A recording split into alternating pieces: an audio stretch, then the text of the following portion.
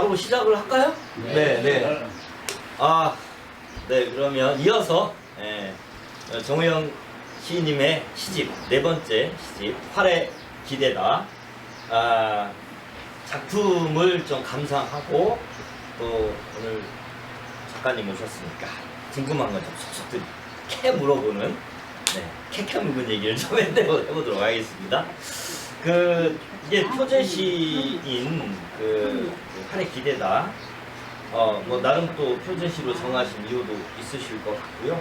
또 기대다라는 말을 이렇게 자꾸 의미하다 보니까는 좀 상반된 뜻이 또 그 안에서 이렇게 떠오르더라고요. 기대다는 것은 좀 의지하다, 뭐 거기에 좀 뭔가 이제 좀 의존적인 어떤 그런 의미로도 사실은 뭐 이해를 할 수 있지만 사람의 삶은 사람이 이렇게 기대 있잖아요. 서로 기대고 살아가는 존재가 아닌가 뭐 그런 생각도 들었고요. 한편으로는 또 기대다, 기대하다, 뭐 기대의 의미도 또 있는 것 같고요. 제 나름대로는.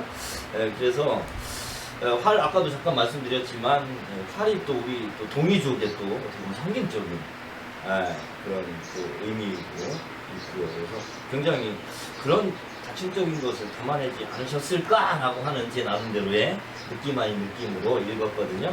요 작품을 한번 이렇게 낭낭한 목소리로 아니면 좀 저돌적인 목소리로 한번 낭송을 누가 해주셨으면 좋을 것 같아요. 어떠신가요? 네네. 제가 하기에는 좀 그렇고요. 네. 너무 목소리가 안 좋아서. 마이크 드릴까요? 아니요. 여기 여기 네. 한번 낭송을 좀 해주셨으면 좋을 것 같습니다. 저희 성함이 유희경님. 네. 저희 시집에 16쪽에 있습니다. 네. 마이크를 좀 주시겠어요? 제가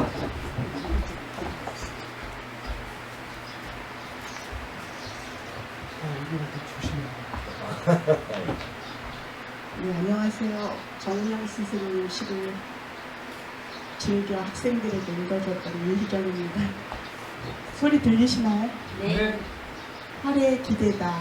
정우영. 하늘에 반쯤 걸린 일곱의 달이 나란히 부두어져 모래 내린다. 몽하는가? 도치된 내가 물가에 다다르자 물이 몸을 끌어당긴다. 허우적이던 내 발이 활처럼 휘어져 물을 젓는다. 수많은 물의 기원들이 받쳐준 일곱의 활로 나는 거뜬해진다. 당신에게도 내 적은 물과 부력의 활을 나누어드리고 싶다. 활이 생성한 물은 다시 활이 될 것이다. 일곱 하늘에 일곱의 활이 떠서 지구의 물을 젓고 젓는다. 창고라는 역병을 물리치고 이 활은 신세기의 첫 번째 모체가 될 것이다. 나는 활에 기댄다. 방송을 잘하시네요. 많이 해보신 티가 나네요, 그죠? 저 잠깐 말씀 들었는데 학교에 계시면서 또 학생들에게 시를 즐겨 낭송해 주면서 이렇게 시 수업을 영어가 전공이신데 시를 아이들과 함께 감상했다고 하십니다. 어떻게 또 보면은 이게 역병이라는 또 이런 시대적 키워드도 이제 작동을 하고 있는 것 같고요. 또 활의 뭔가 알 수 없는 힘 같은 거 있지 않습니까? 그런 것과 함께 또 몽환적이면서도 뭔가 무중력 상태 같은 이런 느낌, 물의 이미지, 굉장히 생명의 이미지 이런 것들이 여기에 아주 답적으로 들어있는 의미심장한 작품이라는 생각이 들었습니다. 여기에 대해서 작가님의 말씀을 좀 청해 듣고 싶은데 어떻게 이렇게 그냥 자유롭게 이승님을 거쳐서 오면 이렇게 시간이 걸리잖아요. 그러니까 자유롭게 이렇게 서로 주고받았으면 좋겠다. 이승님 뭐 이렇게 들어오셔도 좋고 그러면 이제 손을 들고 이렇게 예, 그러셔도 좋고. 뭐 질문이라든지 뭐 네, 뭐든. 발표를 하시는 질문해도 되는 건데. 건가요? 예, 그렇습니다. 네. 이 시를 읽으면서, 굉장히 좀 좋은,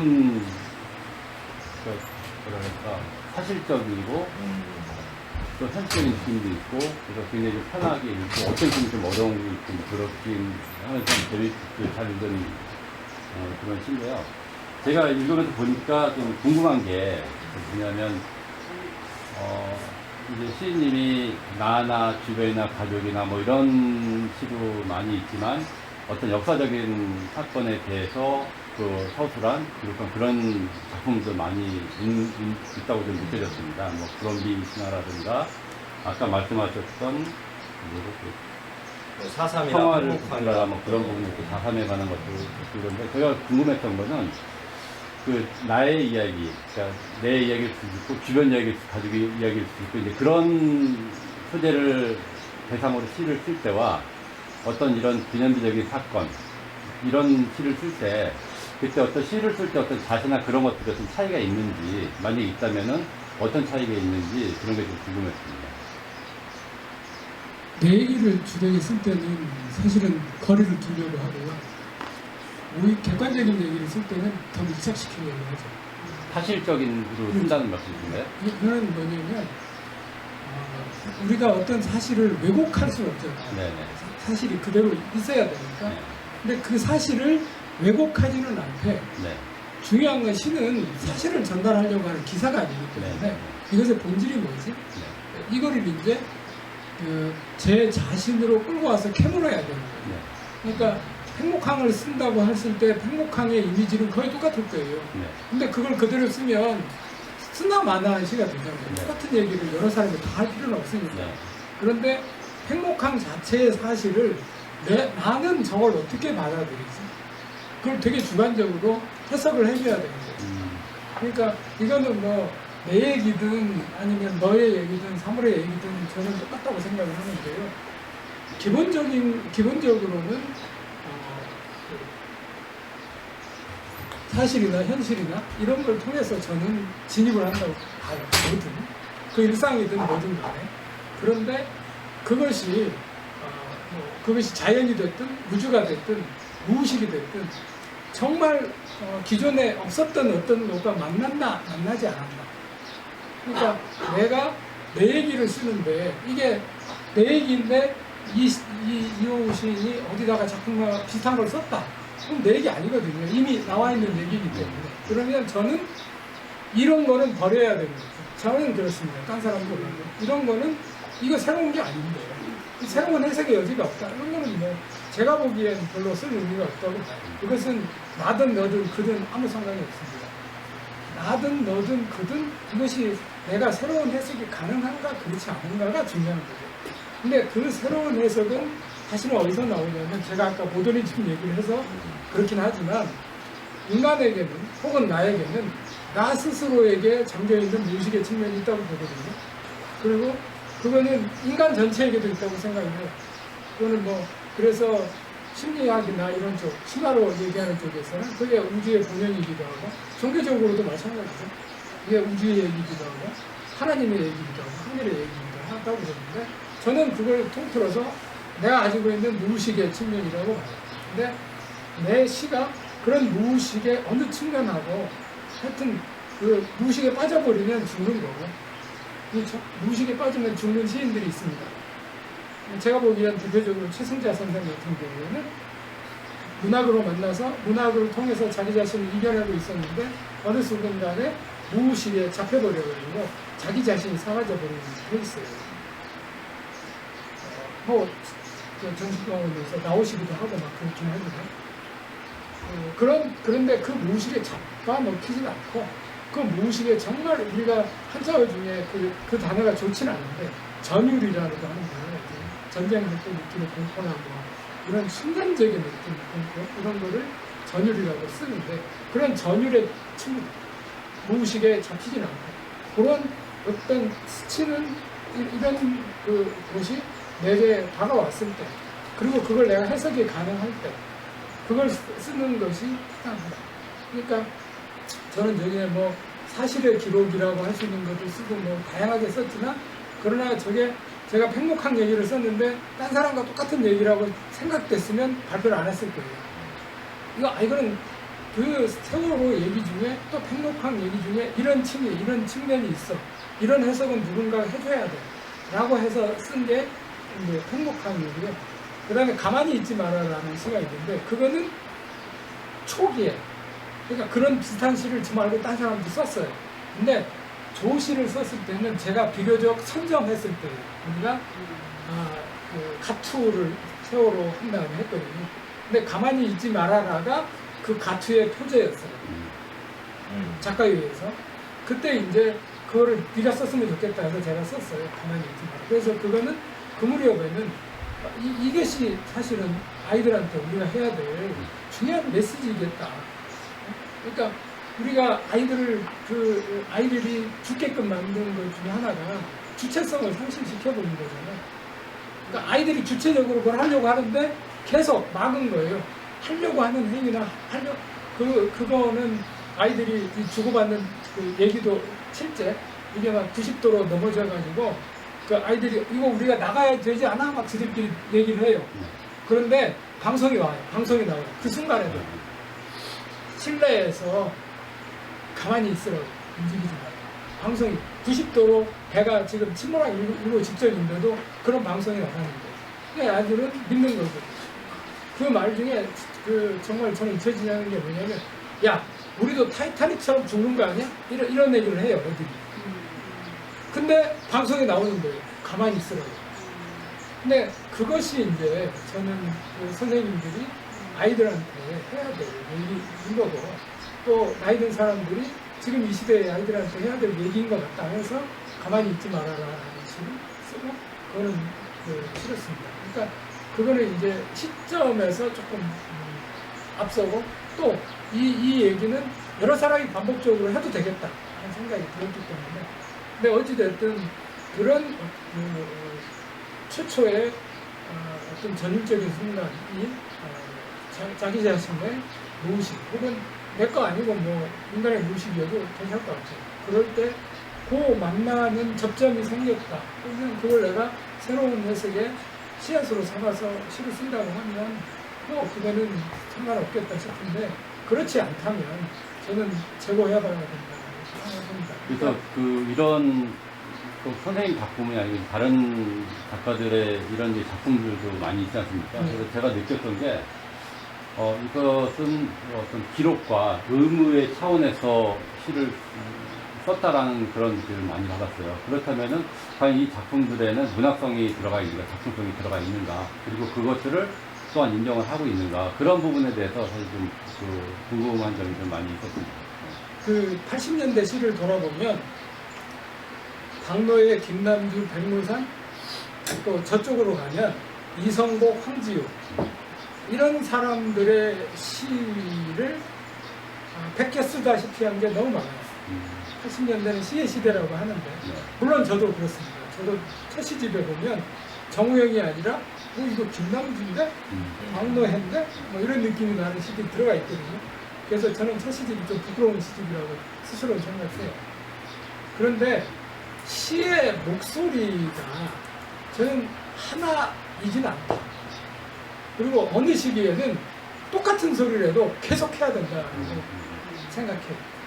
왜냐하면 목소리 하나 가지고는 이 소리가 제가 아무리 떠들어봤자 제 목소리가 제 담장을 못 넘어가거든요. 근데 우리가 야 하는 소리를 여기에 있는 10분이 똑같이 외치면 전달이 되거든요. 저쪽에. 그럼 저쪽에서 감각심을 갖는 거죠. 왜 저러지? 이런 거. 그래서 어느 시기인가는 그건 문학성이랑 상관없이 문학이 해야 될 목소리가 필요한 시기가 있다고 봅니다. 그리고 지금 이 학살 같은 거 이런 거는 불행히도 학살의 양태가 거의 똑같아요. 어느 지역이든. 그래서 그 양태를 적다 보면 다른 얘기를 쓰기가 어려워요. 근데 이거는 묻혀둬서는 안 되는 거예요. 그러니까 A, B, C, D가 있는데 사건은 각기 다른 지역에서 다 벌어졌는데 그 주모자는 똑같아요. 이승만이거나 이승만의 조계거나 혹은 김일성이거나 김일성의 조계거나 그렇다면 이거는 얘기를 해야 되는 거죠. 실은 똑같다고 하더라고요. 근데 이제 개인적으로 돌아오면 저도 이번에 그 다음 시집에는 저는 넣을 수 있다고 생각을 하는데요. 노랑나비 한 마리라는 학살 시를 썼습니다. 근데 그 기존에 이렇게 얘기하면 좀 약간 어폐가 있긴 한데 다른 분들은 너무 기록적인 시를 쓰셨다고 생각을 했어요. 기록에 의미를 부여하고 고발하는 쪽으로. 근데 저는 그 우리 청국면에서 벌어진 이 학살이 다르기도 하고, 그러니까 고추대를 태워서 질식사를 시키려고 했고 튀어나온 사람을 앞에서 총으로 쏴서 죽인 사례는 별로 없어요. 그리고 그것이 현재적인 시점으로 봤을 때 그 묘지의 특수성이 또 있어요. 그게 뭐냐면 임실 호국원이라고 혹시 아실지 모르겠는데, 호국원 왼쪽 편에 구멍이 있어요. 거기가 학살터예요. 그게 여기에 나오는 금강국이었어요. 그 장소가 지금 거기라는 거죠? 거기는 없고, 최근에 제가 인터넷에 발표한 노랑나비 한 마리는 평화를 붙이다가 여기는 스페이시아네. 아니에요. 그거는 아니고. 그래서 거기에도 언급된 곡이 하나 있어요. 시 하나가. 네. 근데 요 얘기하고는 다르게 쓴 거예요. 거기는 이제 학살 이렇게 하고 뭐 이런 거 칼싸움하고 이런 얘기였는데, 이거는 노랑나비 한 마리 입장에서. 그래서 이렇게 이제 다르게 써줘야 될 필요도 있겠다 싶긴 해요. 근데 그렇다고 그래서 이게 반드시 옳은 방법이라는 생각은 하지 않습니다. 왜냐하면 이런 이를테면 대학살 같은 경우는 저는 계속 얘기해야 됩니다. 인간이 정말 얼마나 단세포적인지를 저는 이번에 느꼈거든요. 그러니까 5년 만에.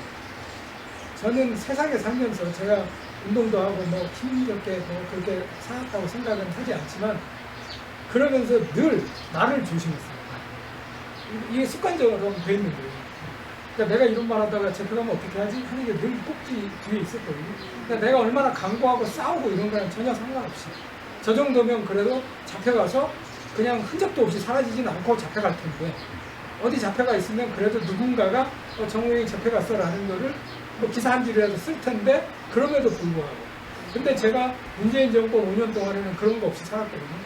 그리고 전쟁이 벌어질 거라는 생각을 한 번도 한 적이 없어요. 실제로 앞에서 총질을 한 적이 없어요. 5년 동안. 그러면 자기 자식이 군대 갔는데 그렇게 편안하게 군대 생활을 5년 동안 한 역사가 없어요. 대한민국이 만들어진 이래 지금까지. 이 5년이 가장 평화로운 시기였어요. 심지어는 이 휴전선을 잘라가지고 무기를 빼냈어요. 지뢰를 제거하고. 이런 거 없었거든요.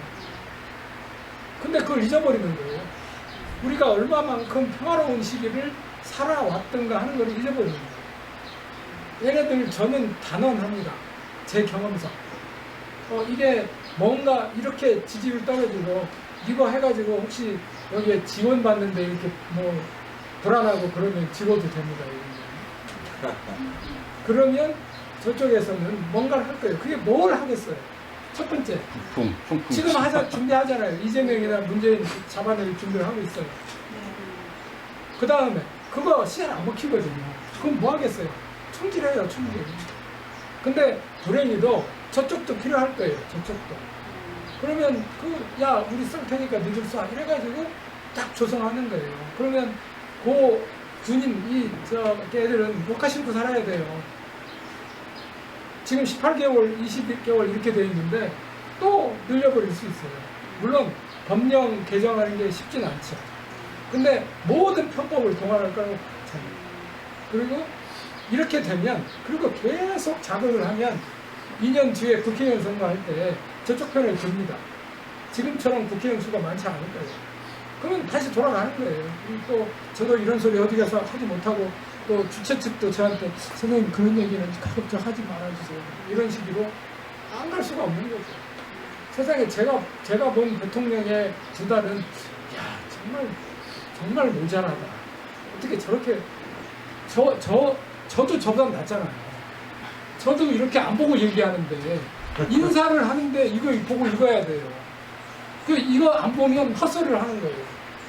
세상에 이게 박근혜보다도 더 못한 거예요. 근데 어찌됐든 그런 시절이 우리한테 다시 올 수도 있기 때문에 누군가는 끊임없이 그런 우리의 과오들을 정말 예리하게 부각시켜서 이게 감각하게 해줘야 된다고 보여요. 그런 측면에서 답변이 됐는지 모르겠어요. 예, 감사합니다. 예. 박수 한번. 좀 불안합니다. 왠지 심리를 잘 조절해서 그 있잖아요. 뭐 뭔가 쿵쾅 저 태양이 밝고 지나가는 소리가 들리는 것 같은. 네. 한낮의 더위가 한낮에 걱정 말고 지는 얘기해서 밝은 왜냐면 일부 강연만 올리고 2부 우리 주의응답을 안 올리거든요. 뭐 네, 시간 되고 뭐 어쨌든 그 어떤 삶의 전체를 지배하는 그런 부분이 있지 않습니까? 그리고 그런 우리의 삶의 어떤 근본부터 이렇게 뒤흔들었던 사건들이 꼭 발생을 했고요. 그런 거에서 많은 희생과 죽음이 있었고요. 그런 걸 잊어서도 안 되고 있는 걸 떠나서 계속해서 거기에 대한 감시 그런 게 필요하다고 하는 생각이 있고 그것을 해낼 수 있는 또 부분에서 문학이 예술이 저기 이렇게 매달린 십자가에 매달린 예수님의 니을자를 붙이면 예술이잖아요. 그러니까 이런 식으로 뭐 이상했나요? 이런 축구 날리면 같이 왜 쳐야 웃어내? 이거 애들이 가장 싫어하는 마늘 개그. 진짜 뛰어갑니다요.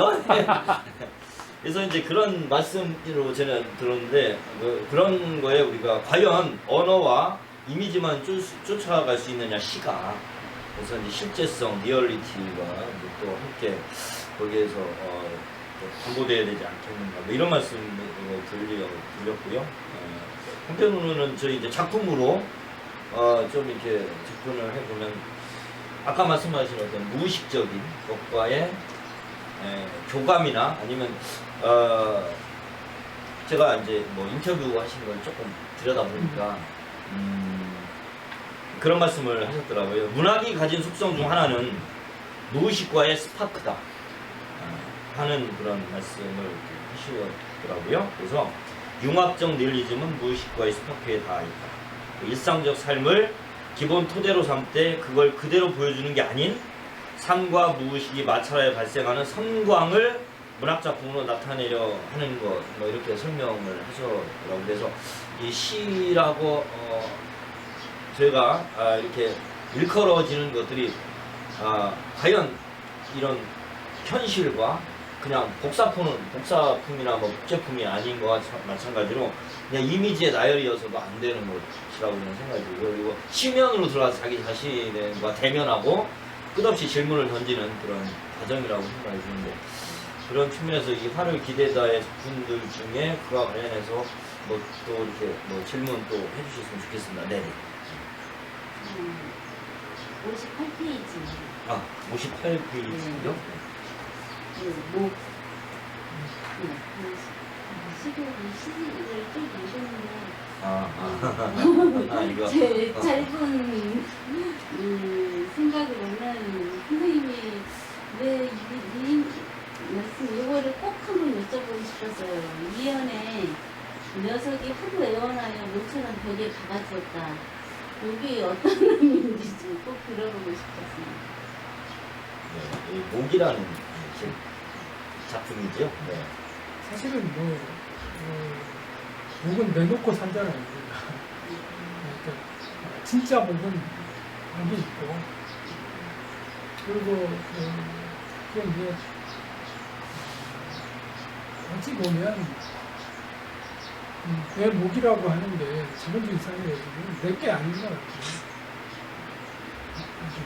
그러니까 내가 나와 있을 때는 내 목이 온전하지만 내가 타자와 만나는 순간 내 목은 내 목이 아니구나 생각. 내 목숨이 내 거 아니잖아요, 실은. 대부분. 그리고 예전 같으면은 활동 반경이 너무 좁아서 거의 내 거를 내가 간수할 수 있지만 지금은 뭐 내가 멀쩡하게 가다가도 들이받으면 내가 사라질 수도 있고 또 뭐 어떤 것에 의해서 내가 압사당할 수도 있고 그런 얘기를 좀 이렇게 빗대서 하시기도 하고요. 이런 이제 이 목은 못하고도 연관이 되거든요. 못하고 두 작품을 썼어요. 근데 제가 지렁이를 이렇게 가다가 봤는데 진짜 지렁이가 못처럼 생긴 거예요. 지렁이가. 그래서 집으려고 이렇게 보니까 지렁이에요.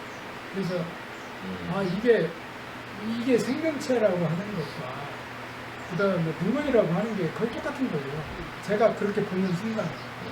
그래서 아 이게 그렇구나 해서 저는 스스로 지렁이를 데려가가지고 모처럼 와갖고 또 하나는 집에 있는 못을 이렇게 지렁이처럼 살려줬어요. 그 얘기가 목이라는 시에 겹쳐서 있습니다.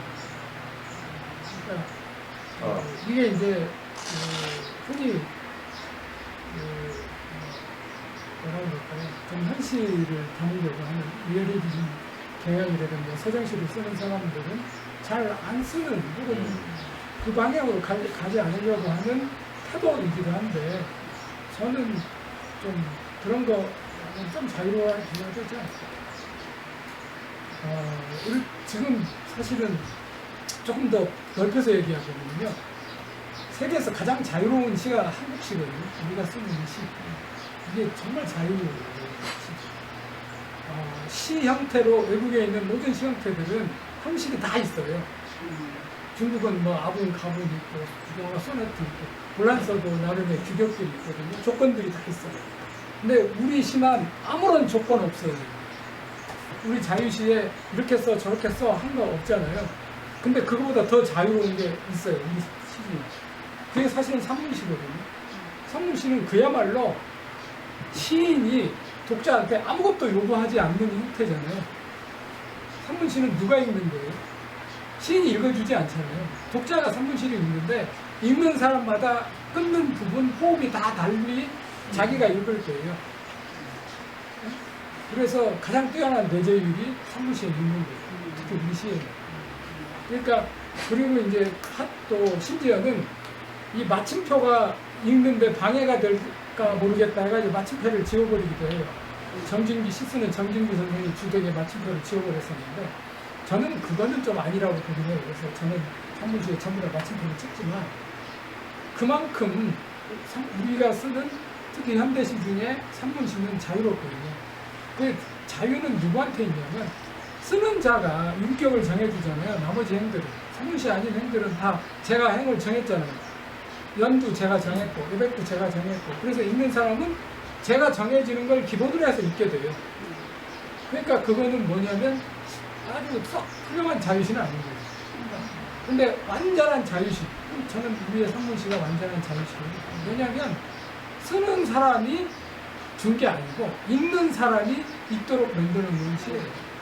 그래서 그 산문시가 막 싫다 나쁘다 뭐 너절하다 이런 소리들도 하는 사람도 있는데 정말 잘 쓰는 산문시는 그런 점에서 엄청나게 좋은 효과를 독자한테 줄 수 있는 거죠. 개별적으로 그 시들을 접촉할 수 있기 때문에 그런 점에서 되게 좋고요. 그런 이제 어떤 형식적인 거 우리가 가지고 있는 틀 이런 게 있는데 저 사람은 뭐 서정시니까 이런 모더니스트니까 이런 것들에서 좀 자유로울 필요가 있다. 시를 읽거나 느끼는 사람들이 그런 얘기를 좀 하고 싶어서 저런 시선을 시에 써보려고 해요. 그리고 이제 아까 지나간 거 중에 화래 기다다 같은 경우도 사실은 몽환 뭐 이런 얘기 쓰면 별로 안 좋아해요. 우리 쪽 사람들은. 우리 쪽 사람들 보니까 또 벽을 해놨네. 이런 서정적인 시에서는 그리고 이렇게 좀 뭔가 다의적인 걸 주는 것도 별로 안 좋아하잖아요. 왜냐하면 서정의 핵심보다는 비교적 그것과 내가 감정의 성질이 맞아야 되잖아요. 그것을 감동이라고 하는데 감동에다가 주된 초점을 맞춰놓죠. 근데 모르는 얘기 자꾸 하면 감정선이 흔들려요. 그러니까 그런 것들을 좀 안 했으면 하죠. 근데 최근에 친구들은 그런 서정을 별로 안 좋아해요. 그리고 새로운 것, 정말 노이로제처럼 새로운 것에 집중해요. 요즘 친구들은. 그래서 막 시가 도대체 이게 시라고 할 수 있어요. 이런 짓을 막 해놓는 거죠. 그래서 최근에는 뭐 가령 여기 보면 내포가 있다. 그럼 내포를 쓰는데 갑자기 뭐 마드리드를 쓰고 마르세유를 쓰고 막 이런 짓을 해내는 거예요. 그런 포구와 비슷한 것들을 계속 나열하고 연상해놓거든요. 근데 지는 어디 있냐면 정작 서울에 지 컴퓨터 앞에 앉아서 인터넷에서 그걸 쓰고 있는 거예요. 그것을 사실은 내포적 감성으로 읽는다면 실패하는 거죠. 근데 그런 것이 잘못됐다. 저는 그렇게는 생각합니다. 그리고 시가 지금 이제 학교 선생님들이 저는 시를 좀 현대시를 굉장히 많이 배워야 된다고 생각하거든요. 특히 학교 선생님들이. 왜 그러냐면 우리나라의 시를 보는 사람들은 중고등학교 교과서에 읽은 시를 지금도 보면서 이 시가 어렵다 막 이런 소리를 해요. 왜냐하면 본인이 30년 전에 봤던 시잖아요. 다른 것들을 엄청나게 발전했거든요. 예술도 엄청나게 발전했어요. 추상화, 우리 30년 전 추상화는 저도 이해할 수 있는데 요즘 추상화는 정말 이게 추상화야 이런 것들도 있거든요. 근데 미술은 그렇게 가면서 이것에 대한 이해를 하면서 우리 시는 조금 어려워졌다면 자기가 모르면 무조건 어려운 거예요. 배워야죠. 시도 배워야 가능해요. 시를 안 배우고 옛날 이 40~50년 전에 배웠던 감성으로 그런 해석으로 이 시를 보면 천만의 말씀인 거죠. 아니 우리 애가 제 딸이 32살인데요. 나 32살일 때하고 얘 32살은 전혀 다른 인간이에요. 인간이 달라요. 인간이. 근데 이 32살한테 내가 어린 32살일 때 읽은 시를 주면서 야 감동적이냐? 이렇게 물어보면 얘는 접근하기 어려워요. 이런 감정선을 자기는 만나본 적이 없기 때문에. 아니 이 게임 맨날 하는 게 뭐예요? 게임이잖아요. 게임은 혼자 처박혀서 하는 거예요. 뭐 하냐면 사람 죽이는 게 게임이야. 모든 생명을 죽이는 게 게임이잖아. 물론 그렇지 않은 것도 있어요. 탑쌓기. 탑쌓기는 60대나 하고 있더라고요. 어렸을 때. 애들은 그런 거 아니에요. 이런 것처럼 시가 끊임없이 발전하거든요. 그런데 시인들은 끊임없이 저희가 시평에 있어요. 요즘엔 정말 쓰기 힘들어요. 어제까지는 얼마나 정도 썼는데. 왜냐하면 요즘 젊은 애들의 시를 읽어낼 수가 없어요. 해석이 안 돼요. 못 쓰는 거죠. 해석이 안 되니까. 그런데 그런 것처럼 그 정도는 아니더라도 최대한 그걸 이렇게 볼 수 있어야 되는 거죠. 그럼 끊임없이 읽어야 돼요. 저는 지금도 저희 집에 잡지가 그래도 꽤 오거든요. 그 중에 어려운 거 읽으려고 애를 씁니다. 시집은 사지 않더라고요. 왜냐면 시집 사봤자 모르는 게 태반이면 저만 힘드니까.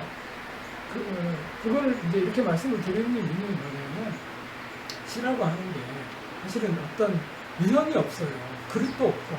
시는 정말 물과 같아요. 여기에 담으면 찻잔처럼 비치고 솥에다 담으면 솥이 되고 솥에 물이 되고 찻잔에 물이 되고 흘러가게 되면 흐르는 물이 되고 그것을 어떤 규정하려고 하면 할수록 시는 왜소해지는 것 같아요.